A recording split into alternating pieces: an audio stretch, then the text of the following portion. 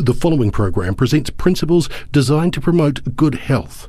It should not take the place of personal professional care. Viewers should always consult their qualified health practitioner before considering alternative treatment.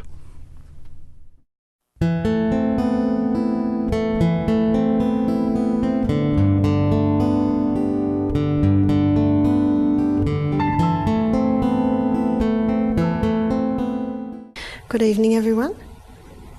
And I'm glad that you're here tonight, because what you're going to learn tonight is how to look after your heart. The proverb says, keep the heart with all diligence, because out of it are the issues of life. How can we keep the heart with all diligence?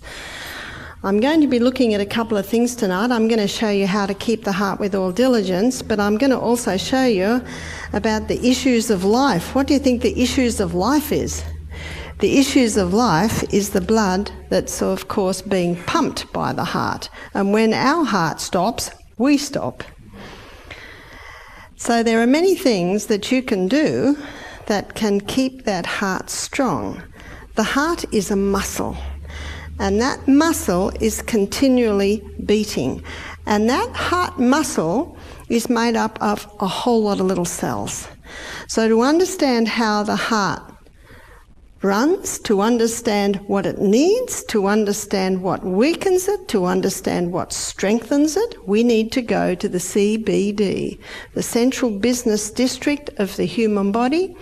So here is our cell, and this week we've been looking at the glucose coming in. Last night we looked at insulin, and we had a look at the fact that insulin is the key that unlocks the door to get the glucose into the cell. And once the glucose goes into the cell, it goes through a 20-step pathway. And that 20-step pathway gives us 2 units of energy. That's why we eat, isn't it? So that it breaks down in our gut, gets transported to the liver, which sends it to the cell. Now, the end result of the 20-step pathway is a chemical form of glucose called pyruvate. Pyruvate is the chemical form of glucose that gets fed into the powerhouse, called the powerhouse because this 8-step pathway delivers to us an amazing 36 units of energy. What makes the difference? How come an 8-step pathway gives us 36 units of energy and a 20-step pathway only gives us 2 units of energy? It's oxygen. So you could call this pathway anaerobic pathway because it uses oxygen, whereas this pathway is an anaerobic pathway because it doesn't use oxygen. So obviously, by looking at this, if our heart muscle, which is made up of all these little, specifically we'll look at muscle cell, if it's getting enough oxygen, can you see that it is going to be stronger? Can you see that it is going to pump more efficiently? So how can we ensure that our cells are getting enough oxygen? Well, there's a few ways that you can ensure that the heart is getting enough oxygen, and that is by the way that you breathe. Our body was designed so that our abdominal muscles were used in the breathing process. When you use your abdominal muscles in the breathing process, then you are getting full oxygen quotient. And many people today have a hunchback, many people have poor posture, and also, many people have tight clothes. You should be able to put your fist in your skirt or your pants, allowing those abdominal muscles to go in and out with the breathing process. Now, one of the reasons why people don't have a strong back, don't have good posture, is because their abdominal muscles are weak. You see, our abdominal muscles are basically like our core muscles. And you ask any massage therapists, they can tell the strength of the human body by the strength of the core. So it's very important to have good core muscles, because good core muscles mean that our spine is a little straighter, and when our spine is a little straighter and our shoulders are back, we can use our abdominal muscles in the breathing process. So it's a little bit, what comes first, the chicken or the egg? But really what comes first is those strong abdominal muscles. One lady said, well, my core muscles are long gone. I said, well, if you were, you'd be standing like this. Because it's our core muscles that cause us to stand up straight. And every one of our abdominal muscles is linked to our spine. That's why when you strengthen those muscles, you automatically pull your spine up straight, allowing your abdominal muscles to be used in the breathing process. Many people have become high chest breathers. The Framingham study, which is a study I looked at last night, a little town of Framingham, over 30 years, 25,000 people, so it's a very reputable study. They found by the age of 50, people had lost 40% lung capacity. And we can use the old saying in many areas, and we're going to use it in our brain on Saturday morning, that if you don't use it, you will lose it. And our lungs have got, I think, should have about 300 million little tiny alveoli, and those little alveoli is where the gaseous exchange takes place. To ensure that we have adequate oxygen so that our cells can get down to here, because if we don't have adequate oxygen, some of our cells are going to run up there. How much energy is that going to give us? Not very much. So very important to strengthen those abdominal muscles. How can you do that? Exercise. You must exercise every day. Are you familiar with Pilates stretches? You can Google Pilates, you can get a Pilates DVD, you can actually go to a Pilates class in most cities once a week, and start to strengthen those abdominal muscles. You wouldn't think I would be going to be talking to you about abdominal muscles when I'm talking about the heart. But to get those lungs open wide, we need to be using our abdominal muscles so they're strong, so they hold that spine straight, so you can use them with the breathing process. Now, another reason why many people don't have full lung capacity is because they don't exercise. Last night, I touched on the interval training. What I want to do tonight, I want to go one step further and show you why the interval training is so powerful in strengthening that heart muscle. So let's have a look at the interval training. We'll go over it again for the people who weren't here last night and for the people who were here last night, so we can recap it.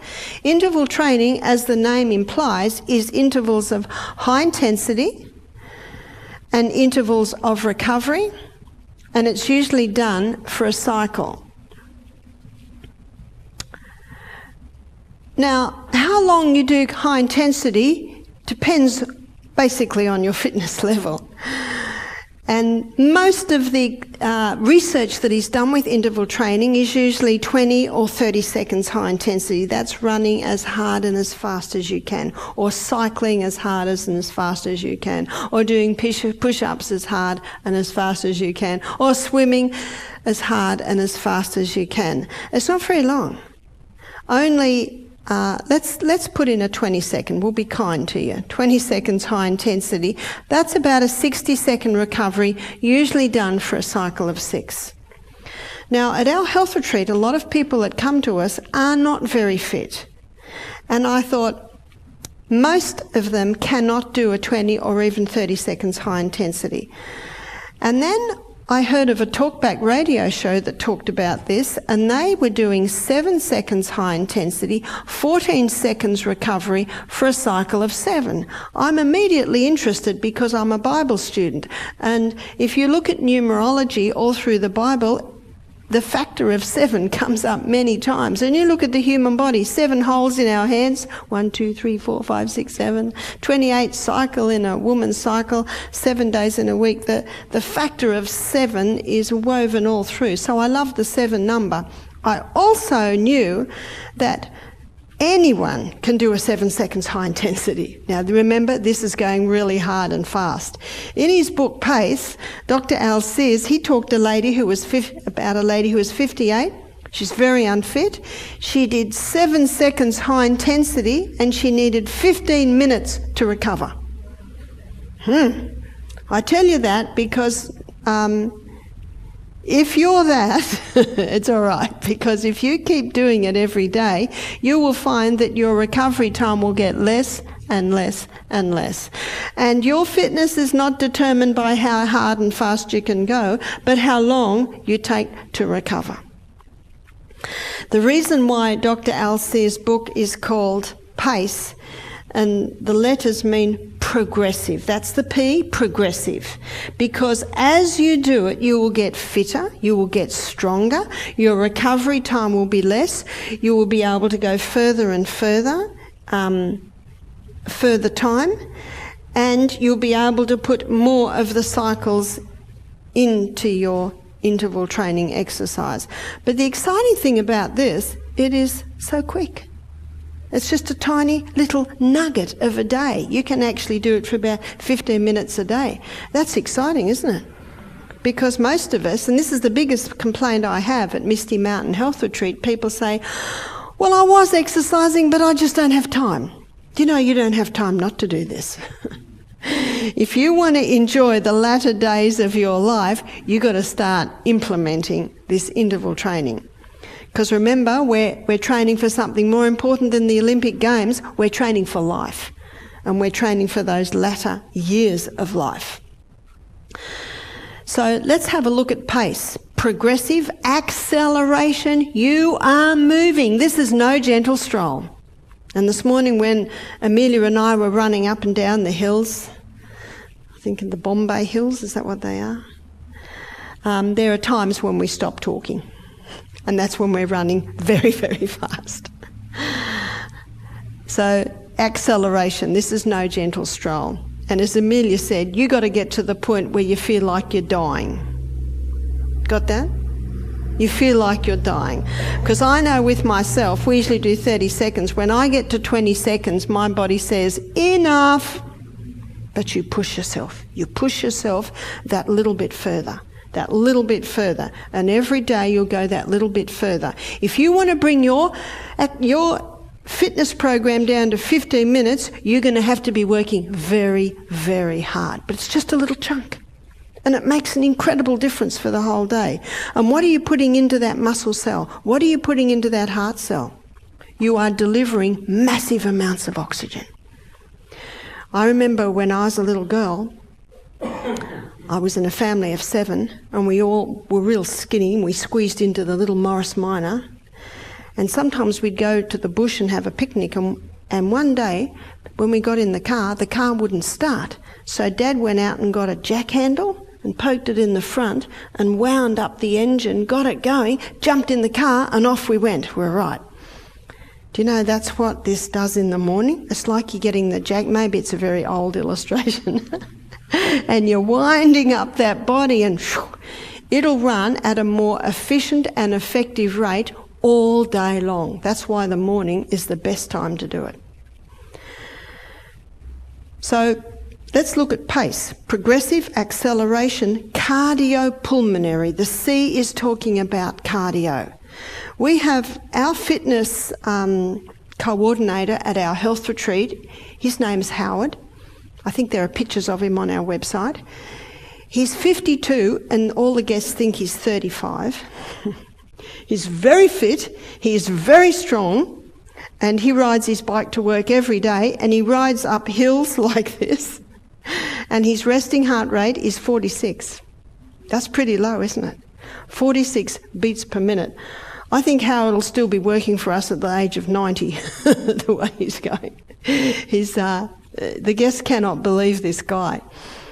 And you know what he does for fun? So let's think about it. He wakes up the guests at 6 o'clock. So what time does he wake up to get the guests up at 6? He must wake up at 5. And he takes them through their exercise program. Then he goes home and he usually goes on another exercise routine with his wife, and then he has breakfast, and then he comes back later and he massages the male guests, and in the afternoon he lights the steam bath, because our guests have a steam sauna down by the creek every afternoon where they get hot in the sauna, then they dive in the creek, back in the sauna. So he probably gets home about 6 at night. Now, one evening, Michael and I had gone to town. We're about an hour from town, and we're coming home from town. We're halfway home, and it was dark, and we saw this light on the road. We thought, what's that? And we got closer. It's a cyclist. We got closer. It's Howard. For fun, after work, he goes and rides 20 k's on his bike. Wow. We've worked with Howard for 15 years. Do you know he's always the same? He's always exactly the same. Do you know what this tells you? This exercise, this pumping of oxygen right into the cell, this is happening in all your brain cells. This is actually affecting the way you think. It's affecting your mood. It's affecting every single part of your body, because you think about it, we are just a bunch of cells. But these cells specifically that we're looking at tonight are the heart cells, because that heart muscle is made up of muscle cells. So progressive acceleration of cardiopulmonary. If you don't have a 46 beat per minute heart rate, do you know you can get it? You can get it. We may not all come up to the standard of the Olympic Games, the Olympic athletes, but we all can be fit.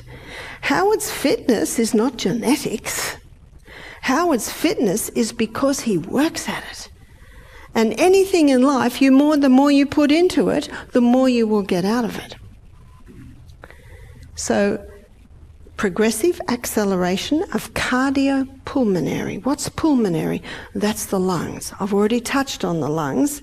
And the only way to prevent losing 40% lung capacity by the age of 50, the only way to prevent losing 60% lung capacity by the age of 80 is to move those lungs every day.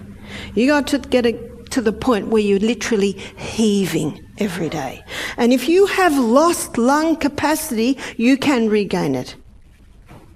So if you've lost it, you can regain it. If you haven't lost it, you can prevent losing it. That's the good news. And that's going to affect every cell in your body.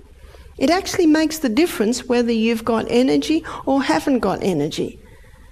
The bottom line is, for chronic fatigue syndrome, is just lack of oxygen. Because look at that. My cell's got oxygen. How much energy have I got? 36 units of energy. Wow.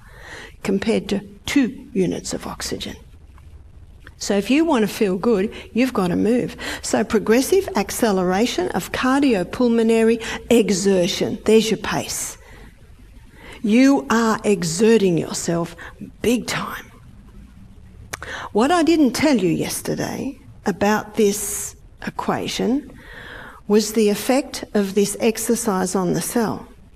Now, to understand this, we need to know that this process here, or this 20-step pathway, is very fast. This 8-step pathway is very slow. And when you're getting to the end of your 20 or 30 seconds high intensity, the 20-step pathway speeds up. The 8-step pathway speeds up. No wonder you're starting to move very fast. But when you start to go faster, a rate-setting enzyme's in there that will always have this pathway faster than this pathway. So when you're starting to move and move fast, you're going to produce more pyruvate than you can use. And so now the body stores it as lactic acid. Here's our lactic acid stores. You've heard of lactic acid? Now, listen carefully, because I think this is the most exciting part of this whole equation. When you're in recovery time, what's recovery? Now, recovery might be... It might be standing still, just getting your breath. In fact, we had a big hill this morning, and so halfway up, we stopped. And in our recovery time, we were doing some stretches.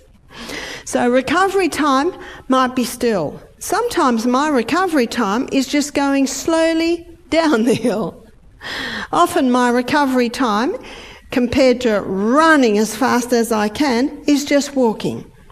So depending on your fitness, depending how you feel after your high intensity, depends on recovery. If someone's really fit, their recovery time might just be like this compared to going for it. In recovery time, your liver converts this lactic acid back to pyruvate and feeds it into the powerhouse. Do you know what this means? When you're in recovery time, just standing still maybe, your cell is burning just as much fuel, just as fast as when you're running for your life. Isn't that good news? So when you're in recovery time, it's not an excuse because you can't go any further. It's necessary to mop up your lactic acid. Question. If someone goes on a 5k jog without stopping, what's happening to their lactic acid? It's building up, isn't it? It's building up. And tomorrow night I'm going to show you the acid-alkaline balance in the body. We're going to look at foods that leave a acid ash in the cell. We're going to look at foods that leave an alkaline ash in the cell. Have you ever read stories in the newspaper? Al Sears has quite a few in his book about a 45-year-old guy doing a 5k jog, keels over, dies, heart attack. Yeah, we've all read of the stories. And the couch potato says, look at that. Look at him. Didn't do him any good. So he stays on his couch. Do you know why that happens? Let me tell you. Let's say the man the night before had a very acid meal. What would be an acid meal? Steak, chips, bread, sugar ice cream for dessert, maybe some red wine at the meal. All of those foods break down to acid in the cell, as we'll look at tomorrow night. He goes to bed, he gets up in the morning, he doesn't drink water, which is alkalizing. He drinks that, what is it, Gatorade, or, those high energy drinks. More acid in the cell. He's jogging along, the lactic acid's building up. What's happening there? We get a tip of acid at the cellular level. A tip of acid at the cellular level slows down the blood and he has a heart attack. Whereas there is no known heart attack of a person in the middle of interval training. And you can see why, because in recovery time, what's being mopped up, students? The lactic acid. No wonder the trainers are finding today that this interval training gives their athletes an edge. When they train with the interval training, their athletes have that extra little go, which is necessary, of course, to win the race, to break the gold. Was very popular, was just becoming popular before the war. In Germany, a lot of trainers were doing this. In the war, a lot of things were lost. Then a Japanese trainer, he started doing it in about the 80s. In fact, in many gyms, you can go through the Tabata protocol. Doug McGuff, he's another doctor, cardiac surgeon, who started to put his patients on that with remarkable results. Doug McGuff says, when you start implementing this, we're not going to be able to hold you down because you're going to be, when can we start moving? For the people with chronic fatigue, you say, do you exercise? What's the answer? Oh, you don't understand. I don't have the energy. Guess how you get it? And remember, you can start with 7 seconds. But you've got to push yourself a little bit more every day. And so interval training, that type of exercise, is one of the most powerful ways to keep the heart with all diligence. So we're going to make a list of how to keep the heart with all diligence, and that's interval training. And remember, don't have time is no excuse. We've got 24 hours in a day.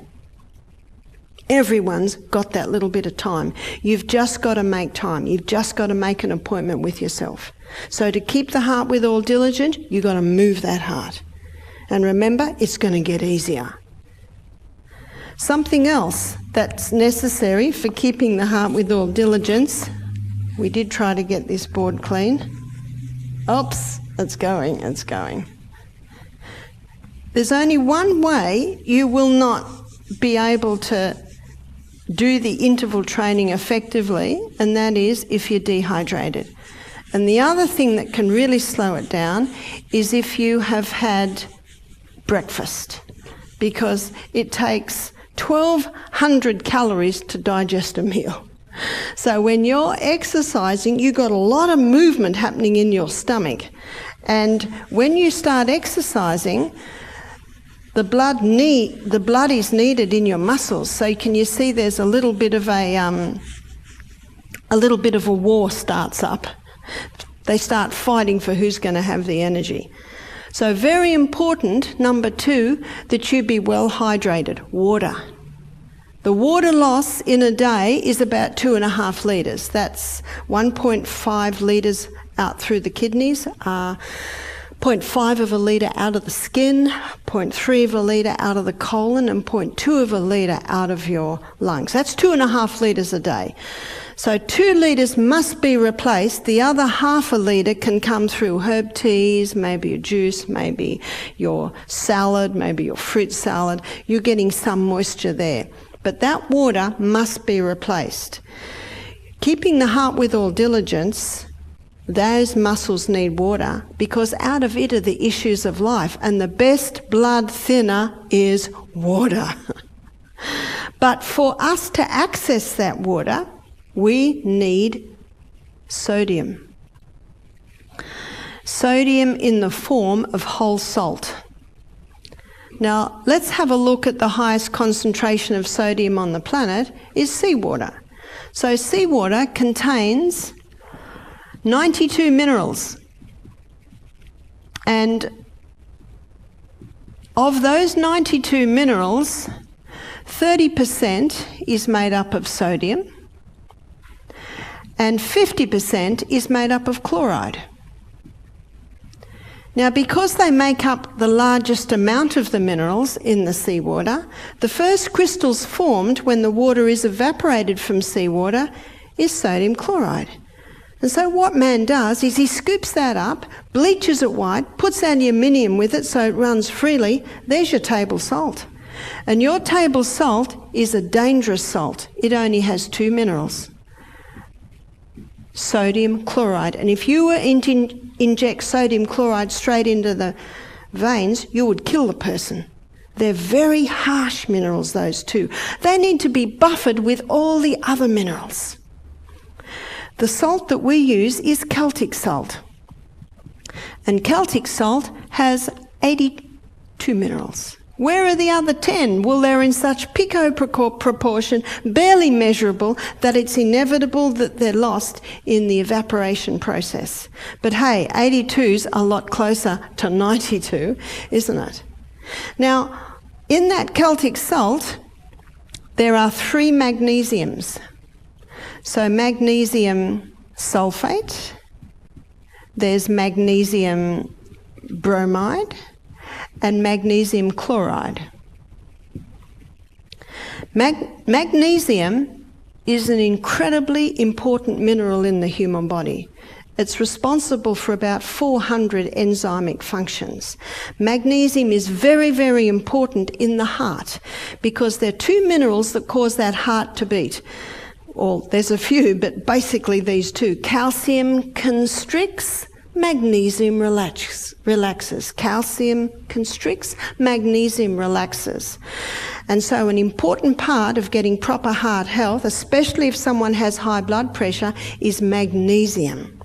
Magnesium is a water-hungry molecule, which means it absorbs water into itself. And when you put Celtic salt in a bowl on the table, and we have a lot of rain, you come and look at that salt and it'll be quite wet, because it's absorbing the moisture out of the air. When you take a crystal of this Celtic salt and put it on your tongue, already the mucous membranes in the mouth are absorbing the minerals.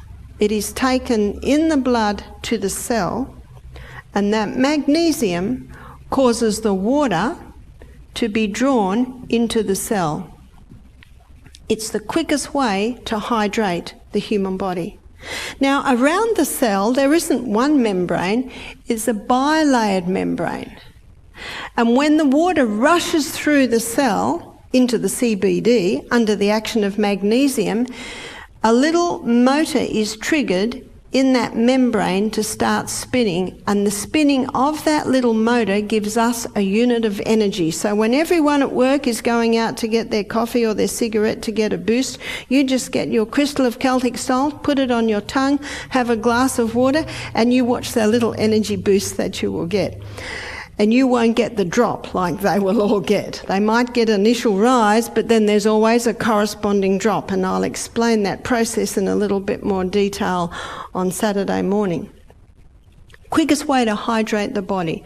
The soils are mineral deficient today. The plants are mineral deficient today. And so doing this, every glass of water is an excellent way to start to recover some of the minerals that so many people in New Zealand, Australia and America today are deficient in, especially the magnesium. Now, there is one drink that leaches the magnesium and the calcium out of the body, and that is caffeine. Now, there was a bit of a groan last night when I mentioned this one. I call it Australia's darling. Is it New Zealand's darling too? What's a darling? Something they love. And it's very, very effective at leaching the calcium and the magnesium out of the body. And most people don't realise that that coffee is a huge contributing factor to dehydration, to heart malfunction, and also to imbalance in heartbeats. So there are some things that have to stop if you want to keep the heart withal diligent, and one of them is caffeine, because of the way it leaches the magnesium out of the body. And as you can see by what I just described, magnesium is so important. Anyone that comes to me with high blood pressure, we do quite a few changes, but we always supplement with magnesium because it keeps that heart muscle at rest. You see, your systolic is your high point and your diastolic is your bottom one. It relaxes that diastolic and brings it down a little bit. And the Celtic salt can do that. But how often are people with high blood pressure told to what? No salt. Now there are four vital elements needed for life. Let me draw the four vitals. And you can find this in any anatomy and physiology book, any chemistry book. Number 1 is oxygen. Number 2 is water. Number 3 is sodium. Did everyone hear that? And check me out on that. Go to your anatomy and physiology book, and if you don't have an anatomy and physiology book, please buy one. We need to know about this house we're living in. The number 4 is potassium, and potassium is found in all your fresh fruits and vegetables. They're the 4 vitals elements needed for life. So if anyone's told they should stop salt, it's very unscientific. It's incredibly unpractical. And what's a baked potato without salt? What's avocado and tomato on spelt sourdough bread without salt? Our palate tells us we need salt. Last night I quoted that verse in the Bible. It's Matthew 5 verse 13. "Ye are the salt of the earth. If the salt hath lost its savour, wherewith shall it be salted? It is henceforth good for nothing but to be cast out and trodden under foot of men." How does salt lose its savour?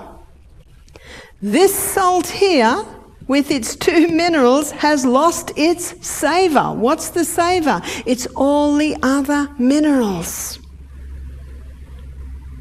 There's a book on salt written by a French doctor named Dr. Lilangri. He says in France there is no issue on salt. In fact, he's surprised at the issue he sees made of salt in Australia, New Zealand, in America. He said, we don't have this issue in France, because in France it's hand-harvested salt. It is whole salt. You see, one extreme is table salt, the other extreme is no salt. They're both dangerous. We need to come in the middle. We need that balance. The body runs according to precision balance. You think about it. We cry, seawater. We sweat, seawater. Baby swims in seawater, in utero. We urinate, seawater. Now, you don't have to taste your urine. You might taste your sweat.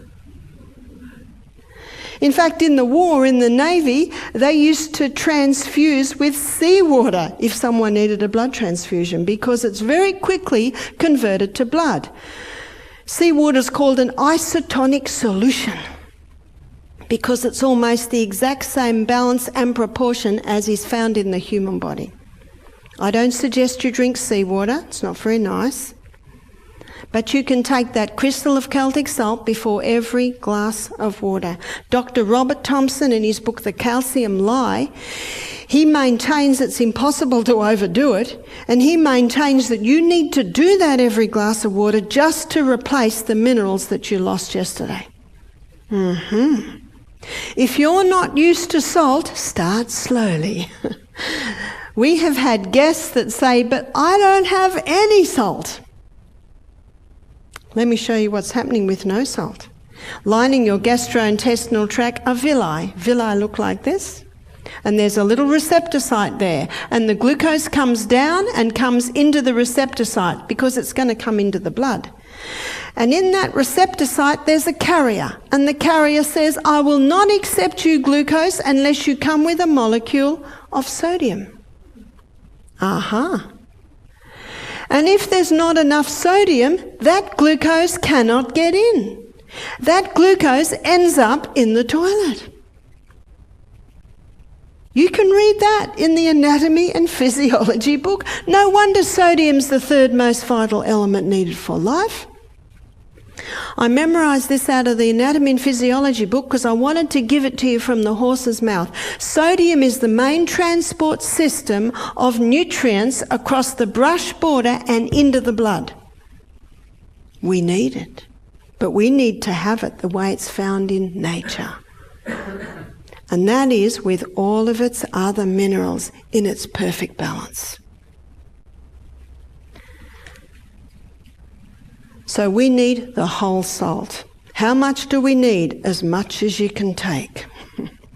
It's not nice when there's too much salt in a meal, is it? And it's not nice if there's not enough salt. Your palate will tell you.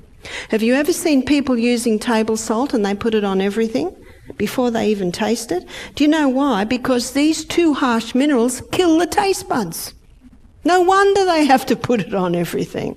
It kills the taste buds. We need salt, but we need to have it in the way that it's found in nature, in all of its balance. So the water and the salt are very, very important. But the way to take the water into the body is little by little by little. Sip it. I never used to drink water. I was breastfeeding or pregnant non-stop for 14 years. So I am an expert on breastfeeding, child raising, childbirth, because I did it for so many years. And I helped many, many people because of my experience. But I didn't drink water. I didn't think I need to.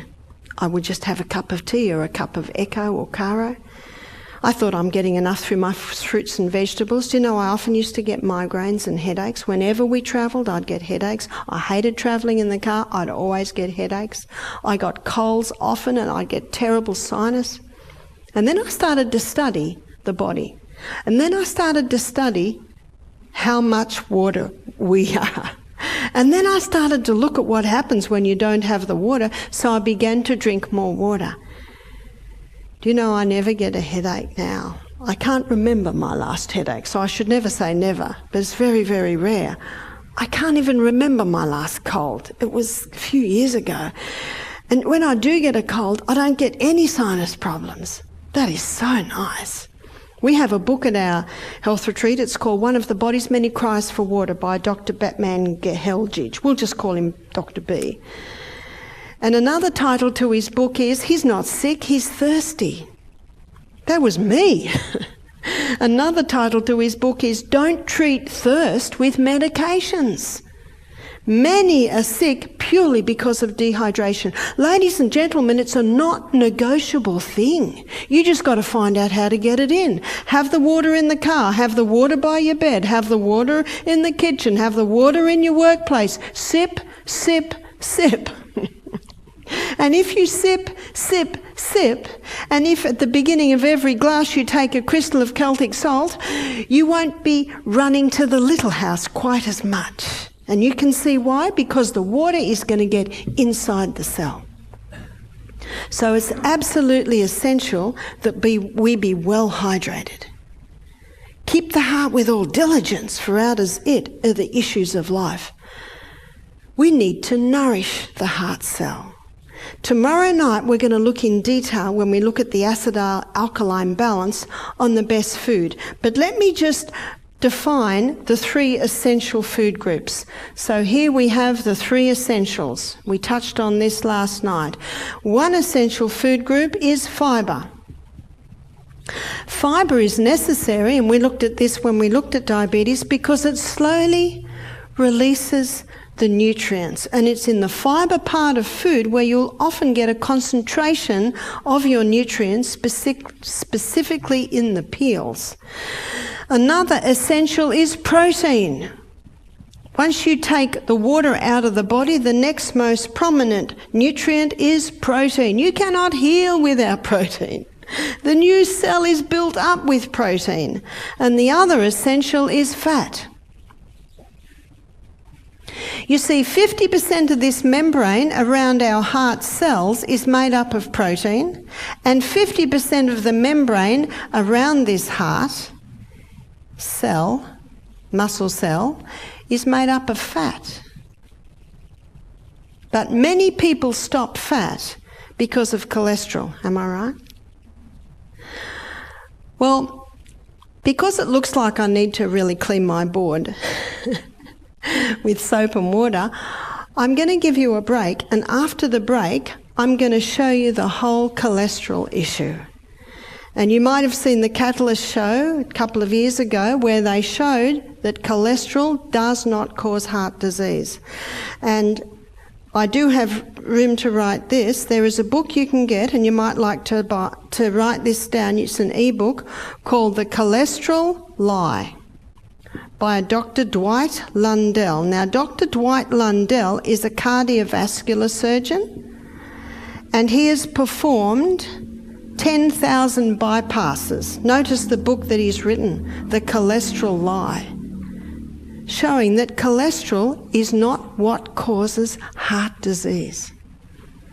There's another book called The Great Cholesterol Deception by Dr. Peter Dingle. He's from Perth. And if you looked at the show on Catalyst, I don't know whether anyone looked at it on iView, last August, Fat or Fiction, it shows there that cholesterol is a non-issue. Cholesterol does not cause heart disease. So I'm going to give everyone a break now and allow me to clean my board so it's nice and white again. And when we come back, I'm going to show you what cholesterol is, and I'm going to show you how it works in the human body. Remember the old proverb, Proverb 14 verse 6, knowledge is easy to him that understands. Now out the back here, there are tables with glasses of water with mint and lemon in it, very delicious. Amelia is out the back with our books and with some DVDs. So please have a break. The time now is 7:45, so we'll come back at 7:55. And when you come back, we're going to have a look at cholesterol, and we'll also continue looking at how you keep the heart with all diligence. So please have a nice break.